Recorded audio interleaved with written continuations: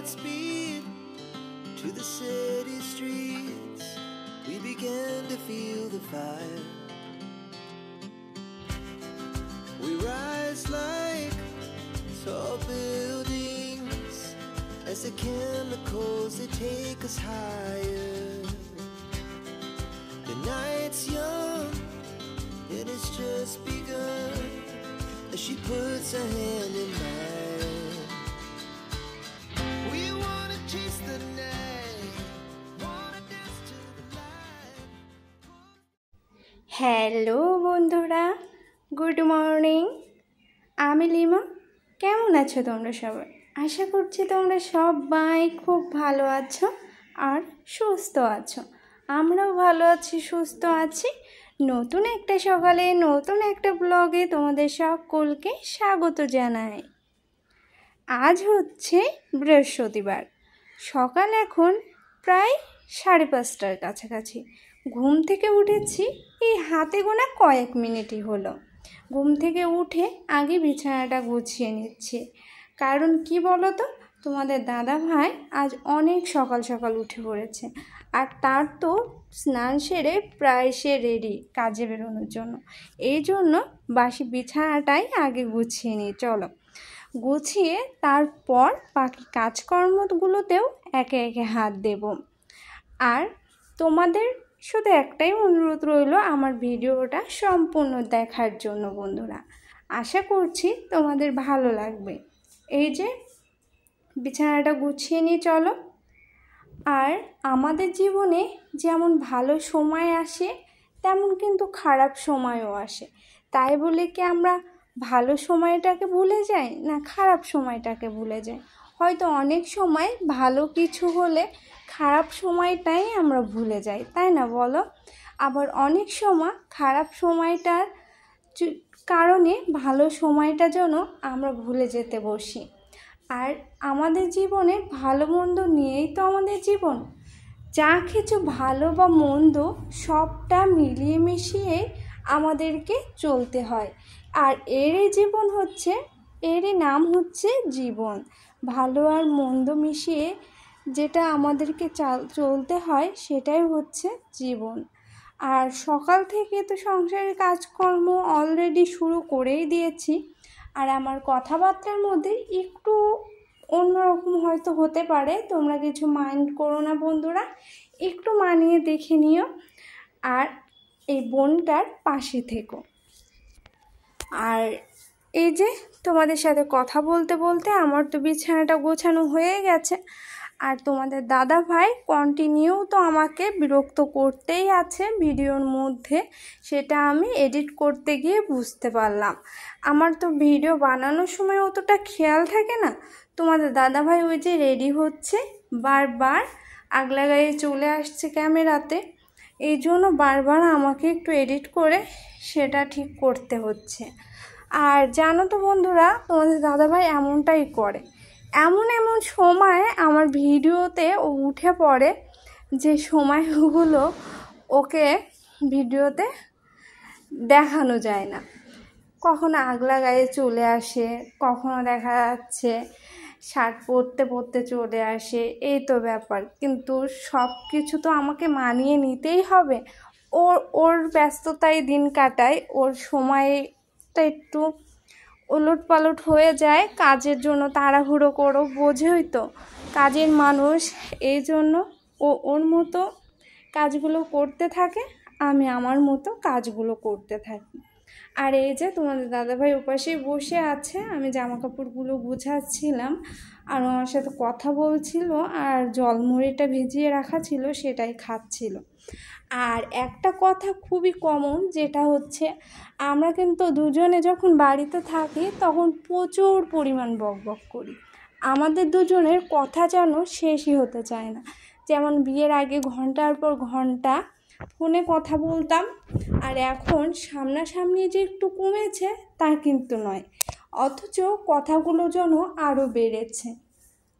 আশা করি ভগবানের কাছে একটাই দাবি, সেটা হচ্ছে সারা জীবন যেন দুজন দুজনের পাশে থাকতে পারি, হাত ধরে থাকতে পারি, ভালো সময়ও মন্দ সময়ও খারাপ সময়ও সব সময়ই। আর এই যে তোমাদের সাথে কথা বলতে বলতে, তোমাদের দাদাভাইয়ের সাথে কথা বলতে বলতে আমার জামা কাপড়গুলো গুছিয়ে নেওয়া হয়ে গেছে প্রায়। আর কয়েকটা আছে, চলো গুছিয়ে নিই, গুছিয়ে ঘরটা ঝাড়ু দিয়ে নেব। আর আরও আজ ভাবছি জানো তো বন্ধুরা, টিভিটাও একটু মুছতে হবে। কারণ কি বলো তো, কাল রাতের দিকে না, প্রায় বিকেলের দিকে পুরো বৃষ্টি হয়েছে আমাদের এদিকে, কিন্তু গরম কিন্তু একদমই কমেনি, প্রচণ্ড পরিমাণে গরম। সকালে উঠে তো আগে রোদের মুখ দেখতে হচ্ছে, এতটাই রোদের তাপ। আর কাল গিয়েছিলাম তোমাদের দাদাভাইয়ের গাড়িটা ওয়াশ করতে নিয়েছে, আর তখনই ঝমঝমিয়ে বৃষ্টি শুরু হয়ে গেছে। উপরেও আসতে পারিনি, ধরো জানালা খোলা ছিল, ব্যালকনির দরজা খোলা ছিল, সব পুরো জলে পুরো থই থই হয়ে গিয়েছিল, পুরো খাটের নিচে পুরো জল জল হয়ে গিয়েছিল। এই জন্য আর কি বিকেলের ভিডিওটা আমি করতে পারিনি। ওইগুলো পরিষ্কার করতে করতেই রাত হয়ে গিয়েছিল গো। দুপুরের খাওয়াটাও আমরা প্রায় 7টা-8টার দিকে খেয়েছিলাম, এতটাই অবস্থা খারাপ হয়ে গিয়েছিল। এগুলো না খুবই কষ্ট হয় জানো তো, এই হঠাৎ করে এক কাজ করতে গিয়ে আর এক কাজ বেঁধে গেলে বেশ অনেকটাই চাপ পড়ে যায়। আর তোমাদের দাদাভাই আমাকে যতটা পারে ততটাই হেল্প করার চেষ্টা করে, কিন্তু ওর কাজগুলো না আমার, ও তো সেইভাবে তো করতে পারে না, সে আমাকে আরেকবার করতে হয়। তাই ওকে আর করার জন্য কিছু বলি না, নিজের ইচ্ছায় যদি কখনো করতে চায় একটু একটু করতে দিই, এটাই। পুরুষ মানুষের কাজ বোঝোই তো, তাই না বন্ধুরা বলো? আর এই যে তোমাদের দাদাভাই কিন্তু বেরিয়ে গেছে, তারপরে আমি রুমটা ঝাড়ু দিয়ে নিচ্ছি। সকালে একবার ঝাড়ু দিয়েছি, কিন্তু ভাবলাম স্নান করতে যাওয়ার আগে আর একবার ঝাড়ুটা দিয়েই দিই। কারণ স্নান করে এসে যদি পায়ের নিচে কেমন একটা খসখস করে কিংবা বালি বালি থাকে, তাহলে কিন্তু বেশ একটা খারাপ লাগা তৈরি হয় মনের ভিতরে। এই জন্য আগে থেকেই ঘরটা ঝাড়ু দিয়ে মুছে তারপর তাই স্নানে যাব। আর মুছে দিয়ে গেলে তো কোনো কথাই নয়, একদমই মানে একটা মন থেকেই যেন একটা শান্তি চলে আসে, যে না সব কিছু ঠিকঠাক আছে, পরিষ্কার আছে, এবার আমার একটু রেস্ট নিতে পারবো। এই না, চলো ব্রাশটা করে নিই, ব্রাশ করতে করতে টিভিটা একটু পরিষ্কার করে ফেলি। চলো, পুরো সাদা হয়ে গেছে, দেখো টেবিলটার উপরে পুরো সাদা হয়ে গেছে, তা বোঝা যাচ্ছে। কারণ কালকে বিকেলের দিকে ওই যে বৃষ্টি হয়েছিল, এই জন্য এই অবস্থা।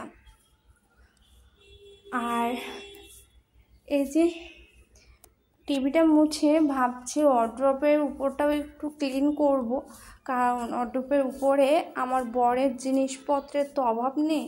এক একটা জিনিস এক একটা জায়গায় ছড়িয়ে ছিটিয়ে রাখবে, জিনিসগুলো নেওয়ার সময় ঠিকঠাক করে নেবে, কিন্তু গুছিয়ে রাখার সময় আর গুছিয়ে রাখবে না। পুরো অগোছালো একটা মানুষ বলতে পারো। যতটা পারি গুছিয়ে নেওয়ার চেষ্টা করি নিজেকে, ওকে, রুমের জিনিসপত্রগুলো যতটা পারি ততটা পরিষ্কার পরিচ্ছন্ন গুছিয়ে রাখার চেষ্টা করি, যতটা আমার সাধ্যের মধ্যে আর কি। আর একটা কথা কি জানো বন্ধুরা, তোমাদের সাথে সুন্দর সুন্দর ভিডিও শেয়ার করতে আমার তো ভীষণই ভালো লাগে। তোমাদের কেমন লাগে না লাগে সেটা কিন্তু আমাকে কমেন্ট করে তোমরা জানাও না, অবশ্যই আমাকে কমেন্ট করো। আর আমার বাড়ি কিন্তু বাংলাদেশে, তোমরা আমার সাথে গল্প করতে পারো যে কোনো বিষয়ে, কারণ আমি তোমাদের যতটা পারি হেল্প করার চেষ্টা করব। তোমাদের বাড়ি কোথায়, কে কোথা থেকে আমার ভিডিওগুলো দেখছো সেটাও আমার সাথে শেয়ার করতেই পারো। আমি তোমাদেরকে বলছি তো, আমিও তোমাদের বোনের মতো, আমি আর কি। আর এই যে কথা বলতে বলতে ওয়ারড্রপটাও পরিষ্কার করে নিচ্ছে, পরিষ্কার করে আমি যাব হচ্ছে ঘরটা মুছে নেব। কারণ আর পারা যাচ্ছে না গো, প্রচণ্ড পরিমাণে গরম লাগছে। আর তারপরে যে পরিমাণ ধুলো, এতে জন্য নিঃশ্বাস নিতেও একটু কষ্ট হয়ে যাচ্ছে। এই জন্য যতটা তাড়াতাড়ি পারি স্নানটা না সারা অবধি যেন শান্তি পাচ্ছি না গো।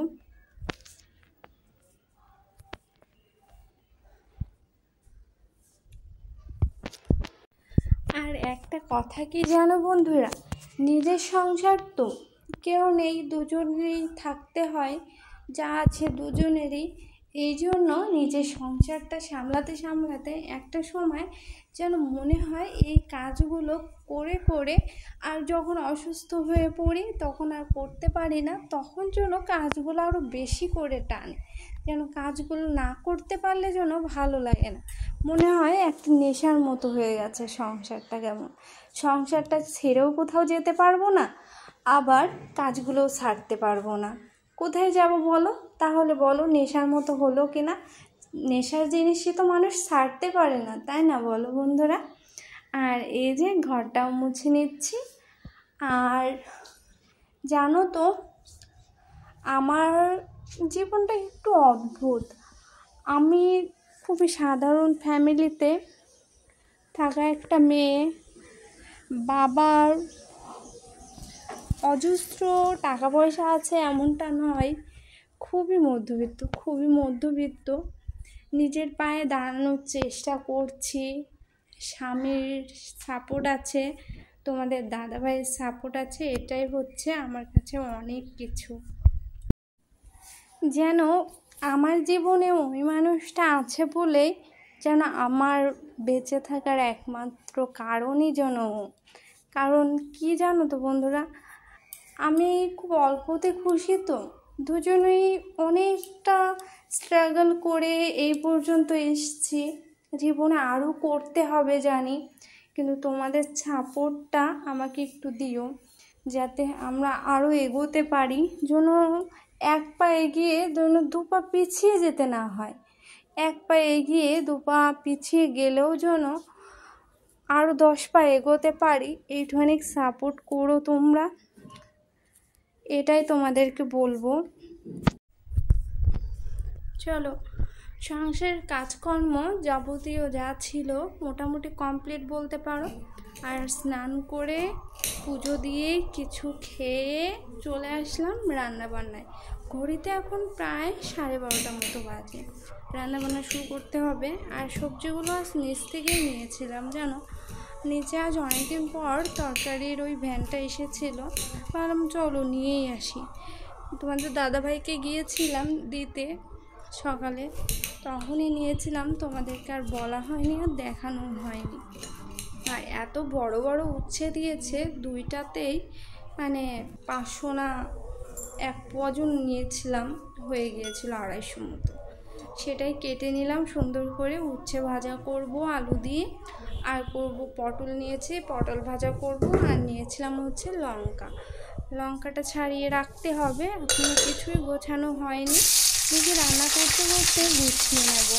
আর এই যে পটলটা কেটে নিয়েছি, পটলটা ভাজা করে নিচ্ছি। আর একটু পটল আলুর তরকারি করব, আর ডাল করব, আর ডিম ভাজা তো থাকতেই হবে, তাহলে আমার বর আবার খেতে পারবে না, এই জন্য ওর জন্য ডিম ভাজাটা করতেই হবে। আর এই যে তোমাদের সাথে কথা বলতে বলতে আমার দুপুরের রান্নাটাও কমপ্লিট করে নিই, চলো বন্ধুরা।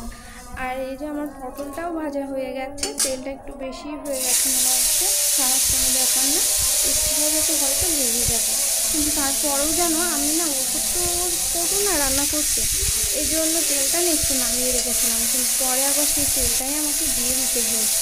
কারণ ওই যে প্রথম কড়াইতে ছিল, মনে হচ্ছিলো যে হয়তো বেশি হয়ে যাবে, এই জন্য।